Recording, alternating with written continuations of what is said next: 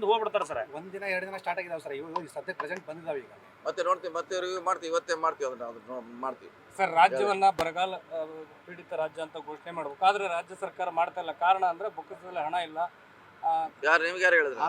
ಆರಶಕ್ ಅವರು ಅವ್ರ ದಿವಸ ಹೇಳ್ತಾರೆ, 3 ವರ್ಷದಿಂದ ಹೇಳ್ತಾನೆ ಇದಾರೆ. ಮತ್ತೆ ಈ ಯೋಜನೆ ಹೆಂಗಾಯ್ತು ಇಲ್ಲ, ಈ ರಸ್ತೆ ಹೆಂಗಾಯ್ತು, ಮತ್ತೆ ಈಗಾಗಲೇ ಸುಮಾರು ಎಷ್ಟು ನಿಮ್ಮ ಹಾವೇರಿ ಜಿಲ್ಲೆಗೆ ಎಲ್ಲ ಕಾನ್ಸ್ಟಿಟ್ಯೂನ್ಸಿಗೆ 10 ಕೋಟಿ ಬ್ರಿಡ್ಜ್ ಕೊಟ್ಟಿದ್ದೀವಿ. ಎಷ್ಟೇ 10 ಕೋಟಿ 60 ಕೋಟಿ ಆಯಿತು. ಪ್ಲಸ್ ಅಲ್ಲ ನಮ್ಮಿಲ್ಲ ಅದು.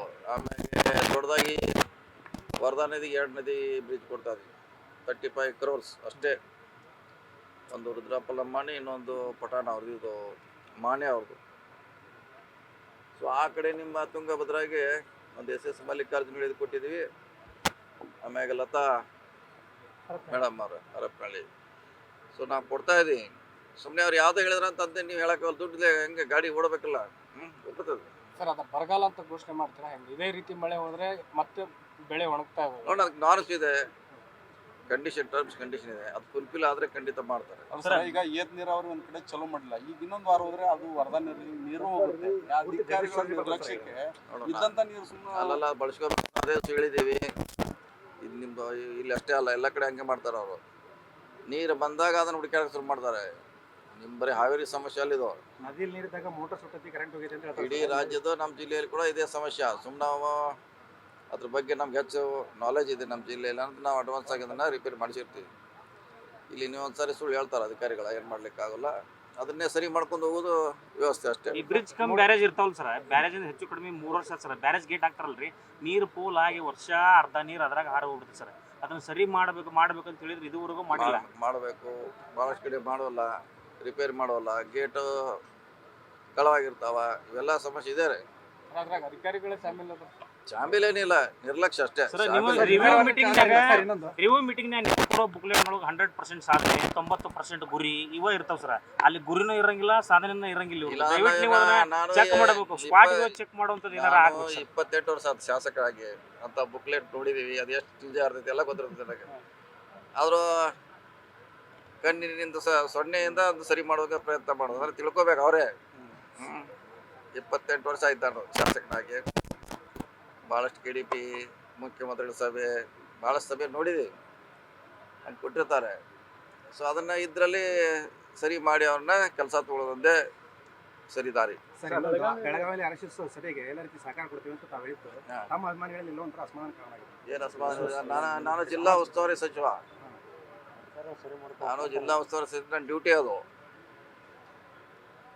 ಇಲ್ಲಿ ನಮ್ಮ ಅಭಿಮಾನಿ, ನಮ್ಮ ಸಂಘಟನೆ, ನಮ್ಮ ಸಿದ್ಧಾಂತ ಪ್ರಶ್ನೆ ಬರೋದಿಲ್ಲ. ಆಸ್ ಎ ಮಿನಿಸ್ಟರ್ ರಾಜಿ ಮಾಡ್ಕೊಂಡ್ರ ಅಂತ ಅದೇ ಹಂಗೆ ಮಂತ್ರಿ ಆಗಿ ನಾನೇನ ಬಂದ್ ಮಾಡ್ಬೇಕದು. ಯಾಕಂದ್ರೆ ಬೆಳಗಾವಿಯಲ್ಲಿ ಸಭೆ ನಡೆದಾಗೆಲ್ಲ ಗಲಾಟೆಗಳಾಗಿದ್ದಾವೆ, ಹತ್ಯೆಗಳಾಗಿದ್ದಾವೆ ಅಂತ ಎಲ್ಲೇ ಬೈಠಕ್ ಆದ್ರೂ ಅದ್ರ ನೆಕ್ಸ್ಟ್ ಗಲಾಟೆ ಸಚಿವರು ಹೇಳಿರತಕ್ಕಂಥದ್ದು.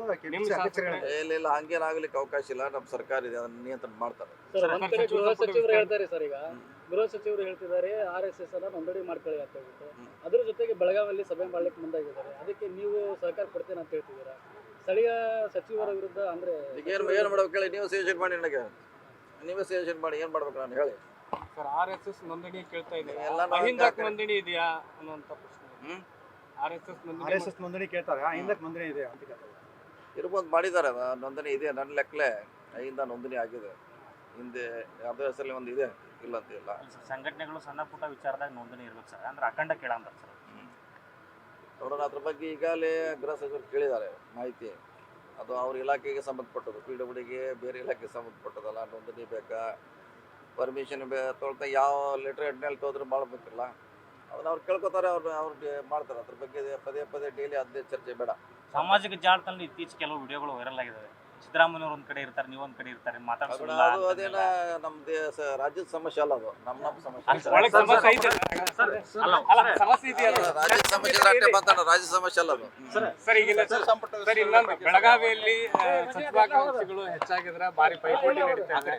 ಜಿಲ್ಲೆ ದೊಡ್ಡ ಜಿಲ್ಲೆ ಇನ್ನೊಬ್ರಿಗೆ ಕೊಡ್ಬೇಕು ಅಂತೀರಾ, ಅದರಲ್ಲಿ ಜೊತೆಗೆ ಈಗ ಲಕ್ಷ್ಮೀ ಹೆಬ್ಬಾಳ್ಕರ್ ಬಹಳ ಪೈಪೋಟಿ ಮಾಡ್ತಾರೆ. ಲಕ್ಷ್ಮಣ್ ಸವದಿ ನೋಡಿ ಯಾರಿಗೆ ಕೊಡ್ಬೇಕು ಬಿಡೋದು ಹೈಕಮಾಂಡ್ ಬಿಡೋದು, ಅವರಾದಂತ ಅಳದು ತುಗಿ ಕೊಡ್ತಾರೆ. ನಾವು ಹೇಳಲಿಕ್ಕೆಲ್ಲ ಅವ್ರ ನಿರ್ಧಾರ ಮಾಡ್ತಾರೆ. ಜಿಲ್ಲೆ ಕೊಡ್ಬೇಕಾ ಸರ್ ಇನ್ನು ಕೊಡ್ಬೇಕು. ಸತೀಶ್ ಸರ್ ಈಗ ರೈತರ ಬಗ್ಗೆ ಕುಡಿಯ ನೀರು ಬಗ್ಗೆ ಇಷ್ಟೊಂದು ಕಾಳಜಿ ವಹಿಸಿ ಮೀಟಿಂಗ್ ಮಾಡಿದ್ರಿ, ಬಂದು ವಿಸಿಟ್ ಕೂಡ ಮಾಡ್ತಾ ಇದ್ರಿ. ನಾವು ಜನರಿಗೆ ಒಳ್ಳೇದಾಗ್ಲಿ, ಜನರಿಗೆ ವಿಷಯ ತಿಳಿಸಿ ಅಂತ ಅಧಿಕಾರಿಗಳಿಗೆ ಮಾಹಿತಿ ಕೇಳಿದ್ರೆ ಮಾಹಿತಿನೇ ಕೊಡಲ್ಲ. ಇದು ಸಣ್ಣ ವಿಷಯ ಅಂತ ಅನಿಸ್ಬೋದು. ಇದಕ್ಕೆ ನಾನು ಹಿರೇಕೆರೂರು ಶಾಸಕರಾಗಿರ್ತಕ್ಕಂಥ ಬಣಕಾರ್ ಸರ್ಗೂ ಕೂಡ ತಂದಿದ್ದೀನಿ. ಇದುವರೆಗೂ ಕೂಡ ನಾನು ಲೆಟರ್ ಹೆಡ್ ಅಲ್ಲಿ ಕೊಟ್ಟರು ಕೂಡ ಒಂದು ಮಾಹಿತಿ ಕೊಡ್ತಾ ಇಲ್ಲ. ಅಧಿಕಾರಿಗಳನ್ನ ಸರಿ ಮಾಡ್ಕೋಬೇಕು ಅಂತ ಉತ್ತರ ಕೊಡ್ತೀವಿ. ಏನ್ ಮಾಡಿ ಸರ್? ಮಾಹಿತಿ ಹಕ್ಕಲ್ಲಿ ಕೇಳಿ. ಸರ್ ಮಾಹಿತಿ ಹಕ್ಕಲ್ಲಿ ಬೇರೆದ್ರು ಕೇಳಿದ್ರು ಕೊಟ್ಟಿಲ್ಲ. ಯಾಕೆ ಕೊಡಲ್ಲ? ಕೊಡ್ಲೇಬೇಕು, ನೀವು ಕೇಳಿ. ಬೇಸಿಕ್ ಮಾಹಿತಿಗಳನ್ನ ಕೊಡ್ಲಾರ್ದಂತ ಕೊಡಿ, ಶಾಸಕರು ಕೊಡಿ. ಮಾಹಿತಿ ಹಕ್ಕು ನಾವು ಶುರು ಮಾಡಿದ್ವಿ ಸರ್. ಅದನ್ನ ಬೇಸಿಕ್ ಮಾಹಿತಿ ಅಲ್ಲ ಸರ್, ಬೇಸಿಕ್ ಮಾಹಿತಿನೂ ಕೊಡ್ಲಾರ್ದ ಎಲ್ಲದಕ್ಕೂ ಮಾಹಿತಿ ಹಕ್ಕು ಹಾಕೋ ಅನ್ನೋ ಲೆಕ್ಕಕ್ಕೆ ಬರ್ತಾರೆ ಸರ್. ಏನ್ ಮಾಡ್ಲಿಕ್ಕಾಗಲ್ಲ, ವ್ಯವಸ್ಥೆ ಹಂಗಿದೆ. ಸಿಎಸ್ ಸುಧಾರಣೆ ಮಾಡ್ಲಿಕ್ಕೆ ಟೈಮ್ ಬೇಕು. ಅಲ್ಲ, ಅಧಿಕಾರಿಗಳಿಗೆ ಏನ್ ಸೂಚನೆ ಕೊಡ್ತೀರಿ ಇಲ್ಲಿಂದ? ಎಸ್ಪೆಷಲಿ ಜೆಜೆಎಂ ಸರ್ ದಯವಿಟ್ಟು ನೀವು ಮೀಟಿಂಗ್ ಮಾಡಿದಾಗ ಹೇಳಿ ಸರ್. ಅಧಿಕಾರಿಗಳು ನೀವು ಹೇಳೋದಲ್ಲ, ನೀರಿದ್ದಾಗ ಅದನ್ನು ಉಪಯೋಗ ಮಾಡ್ಕೋಬೇಕು. ಹೋದ್ಮ್ಯಾಗ ಏನ್ ಮಾಡೋದು? ಈಗ ಇನ್ನೊಂದು ವಾರಲ್ಲಿ ಹೋಗುತ್ತೆ, ಕಡಿಮೆ ಆಗುತ್ತೆ. ಆಮ್ಯಾಗ ಮೋಟರ್ ಸ್ಟಾರ್ಟ್ ಆದ್ರೆ ಪ್ರಯೋಜನ ಇಲ್ಲ. ಇನ್ನು ಒಂದು ವಾರಕ್ಕೆ ಸೊ ನೀರು ಬರೋಕ್ಕಿಂತ ಮುಂಚೆ ಜೂನ್ 15ಕ್ಕೆ ಇದೆಲ್ಲ ರೆಡಿಯಲ್ಲಿ ಇರಬೇಕು. ಜೂನ್ 15. ಸೊ ಅದನ್ನ ನೋಡೋಣ, ಅಧಿಕಾರಿಗಳು ಹೇಳ್ತೀವಿ. Yes sir.